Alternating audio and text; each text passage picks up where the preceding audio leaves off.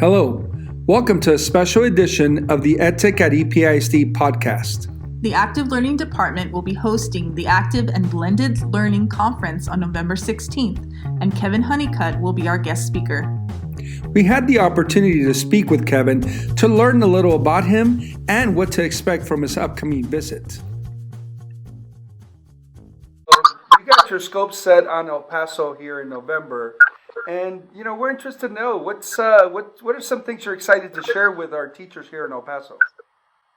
I have got, and I've collected over my career, so many examples that really help against adversity. For instance, last night there was a big event that happened in Tennessee that I helped organize, where the kids in the classrooms all made big cardboard things. Now, this was an outreach thing. What it was about is parents and kids are never afraid of cardboard and duct tape. So a lot of times they've become divorced from a system that seems like, come here, buddy, come here. That seems like it's designed to be a well-intentioned helper, but doesn't always honor the family specifically. So these kids made all these cardboard creations, and I'll be tweeting these out. So you'll see there's submarines and X-wing fighters and windmills and airplanes, and they're all on the football field. And the parents are all coming, and everyone's judging in different categories, and the kids are all excited. And so we took this very simple thing like duct tape and cardboard, and we turned it into a very inviting thing. And our goal is, now this is a grant-funded program, is to get families back to school, to bring them to school. And just for some families, and for some parents, and for some grandparents, walking into a school is kind of like going back to Auschwitz. And I'm not kidding.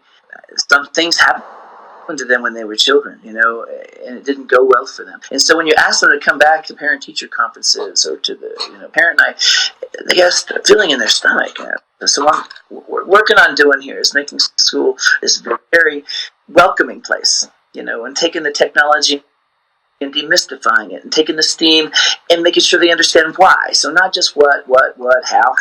No, why? To make sure our kids have jobs in the future, to make sure our kids can pursue their dreams, to make sure our kids are literate in today's technologies in a very friendly way, to make sure that parents understand why and they're proud of that. You can't be proud if you don't understand why.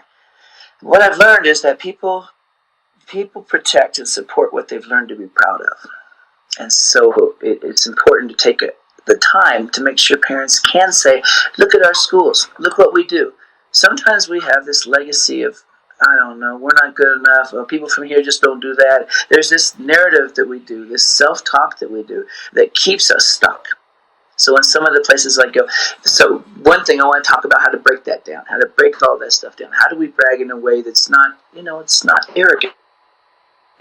Bragging about children and their success, to me, isn't arrogant. It's a good narrative that helps people change the way they think. And sometimes we need to change the way we think, even though we're working inside the system, because that narrative gets into our head, and that can be hard.